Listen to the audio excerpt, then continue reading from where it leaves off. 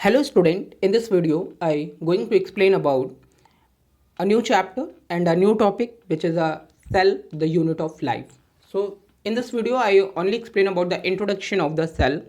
So student cell की बात जब हम करते हैं एक साइंटिस्ट हैं जिनका नाम है रुडोल्फ पीटर, जिन्होंने सेल को बोला है कि ये मोस्ट इम्पॉर्टेंट इन्वेंशन है इन नेचर में। मीन्स कि सेल ही है जो नेचर का सबसे इम्पॉर्टेंट इन्वेंशन है और सबसे ख़ास इन्वेंशन है। क्यों इन्होंने ऐसा बोला? क्योंकि कोई भी ऑर्गेनिज्म है, कोई भी लिविंग ऑर्गेनिज्म है that's made up of cell, and जितने भी फंक्शंस होते हैं बॉडी में, चाहे हम रेस्पिरेशन बोलें, फोटोसिंथेसिस बोलें, एक्सक्रीशन की बात बोलें, इन सब में सेल एक बहुत ही इंपॉर्टेंट रोल प्ले करता है। इवन सेल्स में ही ये सारी प्रोसेस होती हैं और हम सेल के ही बेस पे बोलते हैं कि जो भी एक लिविंग ऑर्गेनिज्म है, भाई सबसे छोटी यूनिट क्या है? सेल। हमें कुछ भी फॉर्म करना है तो हम एक छोटी यूनिट से हम बोलते हैं कि कोई भी कंपाउंड फॉर्म होता है तो वो सिंपल एक मॉलिक्यूल से बना होगा, देन कंपाउंड्स का स्ट्रक्चर फॉर्म होता है। सो सेम वैसे यहाँ पे हम बोलते हैं कि कोई भी ऑर्गेनिज्म है वो एक स्मॉल यूनिट से बना है, मीन्स सेल से बना है। तो अब हम बोलेंगे कि भाई हम सेल से बने हैं, हमारे पास तो बॉडी, हमारे पास तो ऑर्गन है, तो सिंपल सी बात है ये ऑर्गन कहाँ से आए। जब हम क्लासिफिकेशन बेसिस ऑफ ऑर्गेनाइजेशन को कर रहे थे, ऑर्गेनिज्म को क्लासीफाई कर रहे थे, तो वहाँ पे एक पॉइंट बोला था मैंने, cellular level of organisation or organ level of organisation. इन टॉपिक्स को हमने अंडरस्टैंड किया था। सो हियर स्टूडेंट, कोई भी ऑर्गेनिज्म है वो सेल से बना हुआ है, बेसिक थिंग है। जब बहुत सारी सेल्स आपस में मिलती हैं तो वो क्या बनाती हैं? टिश्यू का फॉर्मेशन करती हैं। और जब बहुत सारे tissue, similar type of a tissue, function similar, तो वो क्या फॉर्म करते हैं? ऑर्गन का फॉर्मेशन करते हैं। और जब बहुत सारे ऑर्गन मिलते हैं तो वो ऑर्गन सिस्टम का फॉर्मेशन करते हैं, और बहुत सारे ऑर्गन सिस्टम बॉडी का फॉर्मेशन करते हैं। अगर मैं यहाँ पे बात करूँ कि ह्यूमन में बहुत से क्या प्रेजेंट है? सिस्टम, ऑर्गन सिस्टम प्रेजेंट है। जैसे हम एक्सक्रीटरी सिस्टम बोलते हैं, रेस्पिरेटरी सिस्टम बोलते हैं। रेस्पिरेटरी सिस्टम में क्या है? बहुत सारे ऑर्गन हैं। भाई नोज को भी हम ऑर्गन रिलेट कर रहे हैं रेस्पिरेशन से, लंग्स को भी रिलीज कर रहे हैं, ट्रैकिया को भी रिलेट कर रहे हैं। तो बहुत सारे ऑर्गन ने क्या फॉर्म किया? Organ system.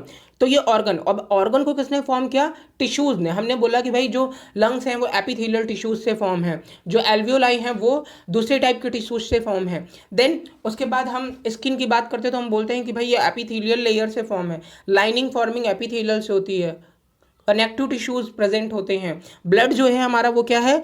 कनेक्टिव टिश्यूज है। तो सिंपल सी बात है, ये टिश्यू मिलके फॉर्म कर रहे हैं ऑर्गन को। अब टिश्यू कौन फॉर्म करता है? तो सेल। तो इसलिए हम यहाँ पे सेल को क्या बोलते हैं? द यूनिट ऑफ लाइफ बोलते हैं। आई होप स्टूडेंट आप इस टर्म को समझ चुके होंगे कि सेल को द यूनिट ऑफ लाइफ हम क्यों बोल रहे हैं। देन अब हम इसकी हिस्ट्री को समझेंगे कि कहाँ से स्टार्टिंग हुई। पॉइंट यहाँ पे जो अनदर पॉइंट होगा वो होगा discovery of the cell. Student fact को स्टार्ट करूंगा।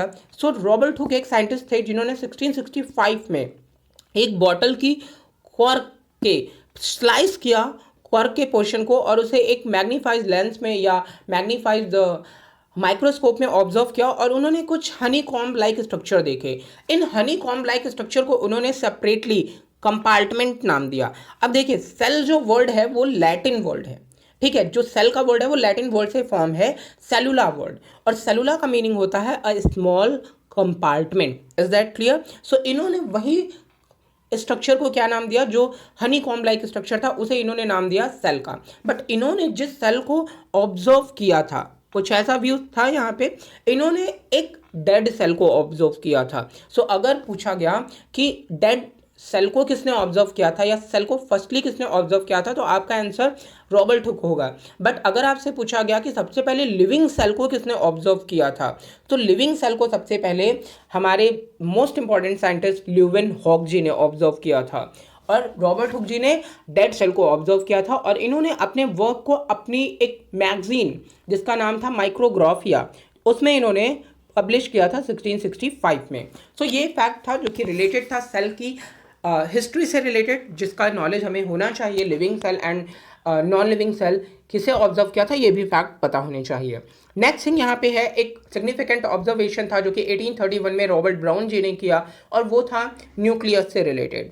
इन्होंने सेल के अंदर एक स्पॉट लाइक या एक ओपेक स्ट्रक्चर को ऑब्जर्व किया जिसे इन्होंने न्यूक्लियस बोला और न्यूक्लियस के बारे में डिफाइन भी किया। रॉबर्ट ब्राउन जी ने क्लेम किया कि ये जो स्ट्रक्चर है वो इंटीग्रल पार्ट है सेल का, जिसे कि इन्होंने न्यूक्लियस बोला। न्यूक्लियस आप जानते हैं हर एक सेल्स में प्रेजेंट है और मोस्टली गवर्न करने का या कंट्रोल करने का सेल का जो फंक्शन है वो न्यूक्लियस का होता है। देन अनदर फैक्ट है सेल थ्योरी से रिलेटेड। सेल थ्योरी क्या है? सो सिंपल सी बात है, दो साइंटिस्ट थे जिन्हें कि हम स्लाइडन एंड स्वान बोलते हैं। सो स्लाइडन एंड स्वान और विर्चोव क्या रोल रहा है इनका सेल थ्योरी में, इस फैक्ट को हम समझेंगे। सो स्टूडेंट, फर्स्ट थिंग यहाँ पे सेल थ्योरी से जो रिलेटेड है, तो जो स्लाइडन साइंटिस्ट थे ये एक बॉटेनिस्ट थे। इन्होंने प्लांट सेल को ऑब्जर्व किया था और प्लांट सेल में डिफरेंट सेल को ऑब्जर्व किया और सेल थ्योरी दी। और उसी टाइम पे थियोडर सॉन साइंटिस्ट थे जो कि जूलॉजिस्ट थे और इन्होंने एनिमल सेल को ऑब्जर्व किया और उसके फंक्शन को एक्सप्लेन किया और दोनों लोगों ने अपनी एक थ्योरी दी, सेल थ्योरी दी, जिसे कि सेल थ्योरी बोला जाता है। सेल थ्योरी क्या है इसे भी समझेंगे, बट इनकी सेल थ्योरी को मॉडिफाई करने का जो फंक्शन किया या उसे मॉडिफाई व्यू एक रिप्रेजेंट किया वो काम था रुडोल्फ विर्चोव जी का। सो ओवरऑल 3 साइंटिस्ट थे जो कि रिलेटेड थे सेल थ्योरी के वर्क से। सो सेल थ्योरी क्या है उसके कुछ स्पेसिफिक पॉइंट हैं जिन्हें हम समझेंगे। So the cell is the fundamental unit of structure and function in living cell. Cell क्या है? एक फंडामेंटल यूनिट है। स्ट्रक्चर, भाई मैंने बोला कि हर एक ऑर्गेनिज्म सेल से बना है, तो कैसा किस ऑर्गेनिज्म का स्ट्रक्चर होगा? जैसे अमीबा है, अमीबा एक सिंगल सेल है, हम क्या बोलते हैं कि अमीबा इरेगुलर शेप होता है, इरेगुलर शेप। तो यहाँ पे सेल का स्ट्रक्चर कैसा है? इरेगुलर। तो हमने अमीबा को भी बोल दिया कि इसका इरेगुलर शेप है। पैरामीशियम को हम क्या बोलते हैं? पैरामीशियम को हम बोलते हैं कि ये शू शेप या स्लीपर शेप स्ट्रक्चर प्रेजेंट होता है पैरामीशियम का। तो हम इसे नाम दे देते हैं कि भाई जो पैरामीशियम का स्ट्रक्चर वो कैसा है? स्लीपर शेप है या शू शेप है। तो ये बात हम यहाँ पे करते हैं स्ट्रक्चर के बेस पे। तो ये डिपेंड करेगा सेल के स्ट्रक्चर पे, एक ऑर्गेनिज्म के स्ट्रक्चर। देन फंक्शनल यूनिट है, भाई जितने भी फंक्शन हैं, जो भी प्रोसेस होती हैं, जो लाइफ प्रोसेसेस हैं इंपॉर्टेंट, वो सब एक सेल ही शो कर रहा है। तो इसलिए हम यहाँ पे बोलते हैं cell is the structural and functional unit of life and living thing. Next जो पॉइंट है वो है all living things are composed of cell. So ये बात आप जानते हैं कि कोई भी लिविंग ऑर्गेनिज्म होगा वो सेल से फॉर्म होगा। अब वो अगर यूनिसेलर ऑर्गेनिज्म है तो भी वो सेल से फॉर्म है, वो प्लांट है तो भी सेल से फॉर्म है, वो माइक्रो ऑर्गेनिज्म है तब भी सेल से फॉर्म है, या फिर वो मल्टीसेलर ऑर्गेनिज्म है तो भी वो सेल से ही फॉर्म होगा। नेक्स्ट फैक्ट जो कि बहुत ही इंपॉर्टेंट फैक्ट है वो है third fact, cell comes from pre existing cell. Exactly यही पॉइंट्स था जो कि रुडोल्फ विर्चोव जी ने इंप्रूव किया। रुडोल्फ विर्चोव जी ने एक टर्म बोला था सेल थ्योरी से रिलेटेड जिसे हम बोलते हैं ओमनी सेलुला ई सेलुला। ओमनी सेलुला ई सेलुला का मीनिंग ही होता है cells come from pre existing cell. Meaning जो भी न्यू सेल्स का फॉर्मेशन होता है वो हमेशा प्री एग्जिस्टिंग सेल, जो पहले सेल प्रेजेंट है उससे होता है। भाई हम बात करते हैं कि जो अमीबा है, ये अगर एक अमीबा की बॉडी है और अमीबा रिप्रोड्यूस करता है तो ये एक अमीबा से बाइनरी फिजन की बात अगर हम करते हैं तो यहाँ पे हम 2 अमीबा के स्ट्रक्चर फॉर्म करते हैं। तो भाई सिंपल सी बात है कि अगर ये पहले सेल ना रही होती तो क्या ये 2 अमीबा फॉर्म होते? सो वैसे ही हमारी बॉडी में जो ग्रोथ है या जो भी डेवलपमेंट की प्रोसेस हो रही है, इंक्रीज नंबर्स ऑफ सेल का की प्रोसेस होती है, वो हमेशा प्री एग्जिस्टिंग सेल से ही होगी। इवन हर एक ऑर्गेनिज्म एक सिंगल सेल से ही फॉर्म होता है। हम लोग भी जाइगोट से फॉर्म है और जाइगोट एक सिंगल सेल स्ट्रक्चर होता है और ये भी 2 सेल से, 2 डिफरेंट सेल से फॉर्म हुआ है जिसे हम स्पर्म एंड एग या ओवा बोलते हैं। सो ये प्री एग्जिस्टिंग सेल्स थी जिनसे न्यू सेल फॉर्म हुई, जाइगोट से एम्ब्रियो फॉर्म होगा, एम्ब्रियो से न्यू ऑर्गेनिज्म फॉर्म होगा और ये सब प्रोसेस जो हो रही हैं वो प्री एग्जिस्टिंग सेल की ही वजह से हो रही हैं। सो रुडोल्फ विर्चोव जी ने ओमनी सेलुला ई सेलुला का पॉइंट्स ऐड किया सेल थ्योरी में और ये 3 स्पेसिफिक पॉइंट्स हैं जो सेल थ्योरी से रिलेटेड हैं। So moving forward about another fact. So cell को हमने फंक्शनल एंड स्ट्रक्चरल यूनिट बोला है क्योंकि जो भी सेल्स हैं वो अराउंड होते हैं एक बाउंड्री से, जिसे कि हम मेम्ब्रेन बोलते हैं, ये आप देख पा रहे हैं। देन इसके अंदर बहुत से केमिकल्स मॉलिक्यूल्स प्रेजेंट होते हैं जो हर एक ऑर्गेनिज्म की लाइफ को सपोर्ट करते हैं। इन्हें भी हम एक एक करके समझेंगे।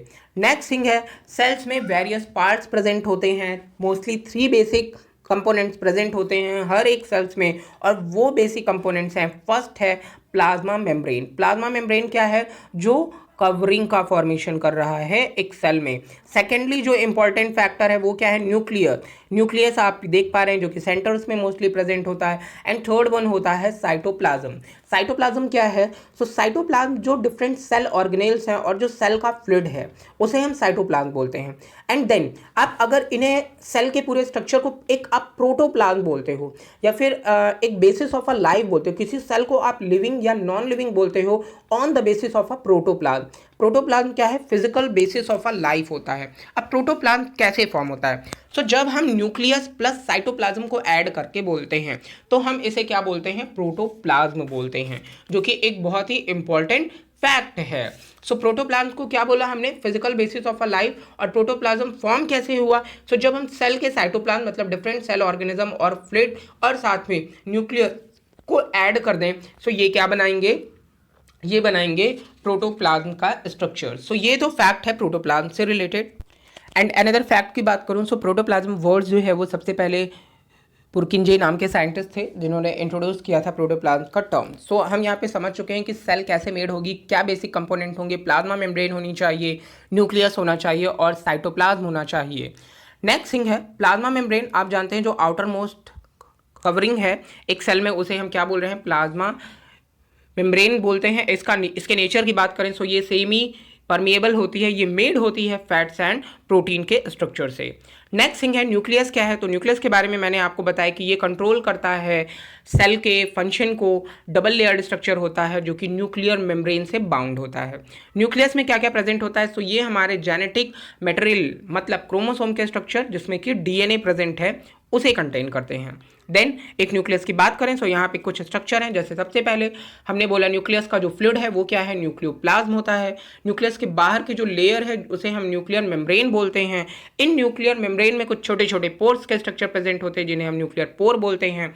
एंड उसके साथ ही साथ यहाँ पे न्यूक्लियोलस भी प्रेजेंट होता है न्यूक्लियस के अंदर। नेक्स्ट थिंग है, अब हम यहाँ पे इंपॉर्टेंट फैक्ट समझने वाले हैं सेल से रिलेटेड कि हम सेल को कैटेगराइज करते हैं या क्लासीफाई करते हैं 2 इंपॉर्टेंट सेल टाइप में। फर्स्ट थिंग को हम बोलते हैं prokaryotic cell and another thing को हम बोलते हैं eukaryotic cell. So student name के बेस पे समझेंगे। प्रोकैरियोटिक को आपने डिवाइड कर दिया, प्रो को अलग किया और कैरियोटिक को अलग किया। सो प्रो का मीनिंग होता है प्रिमिटिव, कैरियन का मतलब होता है न्यूक्लियस, मतलब ऐसी सेल जिसका न्यूक्लियस इंसिपिएंट टाइप का है या प्रिमिटिव टाइप का है या डेवलप नहीं हुआ है। सो इसे हम नाम देते हैं प्रोकैरियोटिक सेल। और यूकैरियोटिक के नेम की बात करूं सो यू का मतलब होता है develop, organise, well organise. And karyon का मतलब होता है न्यूक्लियस, मतलब यूकैरियोटिक का ओवरऑल मीनिंग हो जाएगा वेल डेवलप न्यूक्लियस। तो ऐसे सेल जिसमें वेल डेवलप न्यूक्लियस प्रेजेंट होता है उसे हम बोलते हैं यूकैरियोटिक सेल। अब यहाँ पे बात करेंगे अगर हम डिफरेंस की, या पहले सिमिलैरिटीज़ को समझते हैं कि क्या सिमिलैरिटीज़ प्रेजेंट होती हैं। सो बोथ में साइटोप्लाज्म प्रेजेंट है, डीएनए का स्ट्रक्चर प्रेजेंट है, प्लाज्मा मेम्ब्रेन प्रेजेंट है, ये स्ट्रक्चर्स इनमें प्रेजेंट है। तो और क्या नहीं प्रेजेंट है? सो यहाँ पे नो न्यूक्लियस नहीं बोलेंगे, हम बोलेंगे इंसिपिएंट टाइप का न्यूक्लियस प्रेजेंट है। बिकॉज ऑफ प्रिमिटिव टाइप में न्यूक्लियस की वॉल नहीं प्रेजेंट है, न्यूक्लियोलस नहीं प्रेजेंट है, बट डीएनए या उनकी जो भी जेनेटिक थिंग है वो प्रेजेंट है। सो इसलिए हम यहाँ पे बोलते हैं कि ये एनसीपीएन टाइप का है या प्रिमिटिव टाइप का न्यूक्लियस प्रेजेंट है। यहाँ पे जो भी सेल ऑर्गेनेल्स प्रेजेंट होंगे, चाहे वो माइटोकॉन्ड्रिया हो या प्लास्टिड हो, वो यहाँ पे एब्सेंट रहेंगे क्योंकि यहाँ पे मेम्ब्रेन बाउंड सेल ऑर्गेनेल्स नहीं प्रेजेंट होते and mostly double membrane bound cell organelles नहीं प्रेजेंट होते। नो साइटोस्केलेटन मीनिंग जो साइटोप्लाज्म का साइटोस्केलेटन प्रेजेंट है जो कि हर एक सेल ऑर्गेनेल्स को सिचुएटेड रखता है उनकी पोजीशन पे, वो यहाँ पे नहीं प्रेजेंट होते। देन इनका ऑर्गेनाइजेशन बहुत ही सिंपल टाइप का होता है। देन यहाँ पे यूकैरियोटिक की बात करेंगे सो न्यूक्लियस भी प्रेजेंट है, well develop, membrane bound organelles जो भी हैं वो प्रेजेंट है, साइटोस्केलेटन भी इनका वेल डेवलप है, प्रेजेंट है, और इनका स्ट्रक्चर कॉम्प्लेक्स होता है, मीन्स ये कॉम्प्लेक्स ऑर्गेनाइजेशन को शो करते हैं। सेल ऑर्गेनेल्स की बात करें यहाँ पे जो प्रोकैरियोटिक सेल है उनमें सेल डिवीज़न की प्रोसेस नहीं होती, माइटोसिस या मियोसिस नहीं हो रहा है, और इनमें गोल्जी बॉडीज़ नहीं प्रेजेंट होती है। न्यूक्लियस को जरूर बहुत ही अच्छे से समझिएगा, मैंने इंसिपिएंट का मतलब बोला अविकसित होता है, ठीक है, जिसे हम मोस्टली न्यूक्लियोइड बोलते हैं। सो स्टूडेंट, प्रोकैरियोटिक सेल के न्यूक्लियस को हम क्या बोलेंगे? न्यूक्लियोइड बोलते हैं। इनमें न्यूक्लियर मेम्ब्रेन नहीं होती, न्यूक्लियोलस नहीं होता, ठीक है, बट जो डीएनए है वो थ्रेड के फॉर्म में प्रेजेंट है। सो इसलिए हम इसे इंसिपिएंट बोलते हैं। और अगर हम बात करें यूकैरियोटिक की, सो यूकैरियोटिक में न्यूक्लियस मेम्ब्रेन भी प्रेजेंट है, न्यूक्लियोलस भी प्रेजेंट है, और जो डीएनए है उसमें मतलब एक हिस्टोन प्रोटीन होती है जो अटैच करती है। सो ये स्ट्रक्चर्स प्रेजेंट होते हैं, उनके साथ हम क्रोमोसोम नेम दे देते हैं। सो ये स्ट्रक्चर यहाँ पे प्रेजेंट होते हैं। सो ये बेसिक थिंग है यूकैरियोटिक एंड प्रोकैरियोटिक सेल के बारे में। साइटोप्लाज्म मैंने आपको बताया कि ये फ्लूइड है, सब्सटेंस है जो कि फिल होता है सेल में और वेरियस सेल ऑर्गेनेल्स को अपने में रखता है। देन प्रोकैरियोटिक सेल का स्ट्रक्चर, जैसे कि ये डायग्राम आप देख पा रहे हैं, ये एक बैक्टीरियल सेल का है। यहाँ पे सेल्स जो है वो विदाउट अ न्यूक्लियस है, मतलब इंसिपिएंट न्यूक्लियस है, जिसे हम प्रोकैरियोटिक सेल बोल रहे हैं। और they do have nucleoid, meaning कि इनके न्यूक्लियस को हम क्या बोलते हैं? न्यूक्लियोइड बोलते हैं। अब आप देख पा रहे हैं यहाँ पे कि साइटोप्लाज्म भी है, राइबोसोम सिंगल मेम्ब्रेन बाउंड या मेम्ब्रेन बाउंड स्ट्रक्चर है, फ्लैजिलम प्रेजेंट होता है, देन प्लाज्मिड डीएनए, अब देख रहे हैं यहाँ पे डीएनए प्रेजेंट है, ठीक है। प्लाज्मिड डीएनए जो एक्स्ट्रा डीएनए पार्ट होता है उसे हम प्लाज्मिड डीएनए बोलते हैं। उसके साथ ही साथ यहाँ पे न्यूक्लियोइड जो हम बोल रहे हैं, मतलब डीएनए का स्ट्रक्चर प्रेजेंट है जो कि न्यूक्लियस में प्रेजेंट होता है। सो यहाँ पे फ्रीली प्रेजेंट है। प्लाज्मा मेम्ब्रेन है, सेल वॉल है, कैप्सूल है। तो मैंने आपको पहले ही बोला ये क्या है? एक बैक्टीरियल सेल का डायग्राम है जो कि प्रोकैरियोटिक सेल है, क्योंकि प्रोकैरियोटिक सेल या प्रोकैरियोट्स ऑर्गेनिज्म का एग्जाम्पल क्या होता है? बैक्टीरिया। देन ये आप कैरियोटिक सेल देख पा रहे हैं जहाँ पे प्रोमिनेंट न्यूक्लियस है, मतलब डेवलप्ड न्यूक्लियस है, क्योंकि इनमें सेल मेम्ब्रेन भी है, न्यूक्लियोलस भी है, क्रोमैटिन्स भी प्रेजेंट हैं, सारे स्ट्रक्चर प्रेजेंट है। उसके साथ ही साथ सेल ऑर्गेनेल्स भी, चाहे वो क्लोरोप्लास्ट हो, सेंट्रियोल हो, गोल्जी बॉडी हो, माइटोकॉन्ड्रिया हो, ऐसे ही सारे डेवलप्ड सेल ऑर्गेनेल्स इनमें प्रेजेंट होते हैं। सो प्रोकैरियोटिक सेल का एग्जाम्पल पहले ही मैंने आपको इन्फॉर्म किया कि वो क्या है। सो वो है बैक्टीरिया। एंड यहाँ पे यूकैरियोटिक के एग्जाम्पल में protista, fungi, animal and plant. अब देखिए इन्हें आप कैसे समझ सकते हो स्टूडेंट? इन्हें आप समझ सकते हो आर.एच. व्हिटेकर जी के क्लासिफिकेशन के बेस पे, जहाँ पे आर.एच. व्हिटेकर जी ने प्रोकैरियोटिक और यूकैरियोटिक के बेस पे ऑर्गेनिज्म को क्लासीफाई किया। उन्होंने मोनेरा में जिन भी ऑर्गेनिज्म को रखा वो सारे ऑर्गेनिज्म प्रोकैरियोट्स थे, प्रोकैरियोट्स यूनिसेलुलर थे। और उन्होंने protista, fungi, animalia and Plantae में जिन भी ऑर्गेनिज्म को रखा वो यूकैरियोटिक सेल्स वाले ऑर्गेनिज्म थे। Is that clear? So in facts को हमने यहाँ पे समझा, प्रोकैरियोट्स एंड यूकैरियोट्स को अंडरस्टैंड किया। देन यहाँ पे एनिमल एंड प्लांट सेल को भी हम अंडरस्टैंड करेंगे। सो बेसिक लेवल पे अगर मैं डिफरेंस बताऊँ animal cell and plant cell में, so you very well known that कि जो एनिमल सेल्स होती है उनमें सेल वॉल नहीं प्रेजेंट होती, मतलब प्लाज्मा मेम्ब्रेन प्रेजेंट है बट सेल वॉल नहीं प्रेजेंट होती। और जो प्लांट सेल्स होते हैं उनमें सेल वॉल प्रेजेंट होती है। मतलब हमने इस चीज़ को यहाँ पे अंडरस्टैंड किया था कि कोई भी सेल होगी, जैसे ये एक सेल है तो उसमें उसका न्यूक्लियस प्रेजेंट है, ठीक है, और इसे हमने क्या नाम दिया था? सेल मेम्ब्रेन या प्लाज्मा मेम्ब्रेन नाम दिया था, ठीक है। ये प्लांट सेल में भी प्रेजेंट है और एनिमल सेल में भी प्रेजेंट है, लेकिन प्लांट सेल के पास क्या हुआ?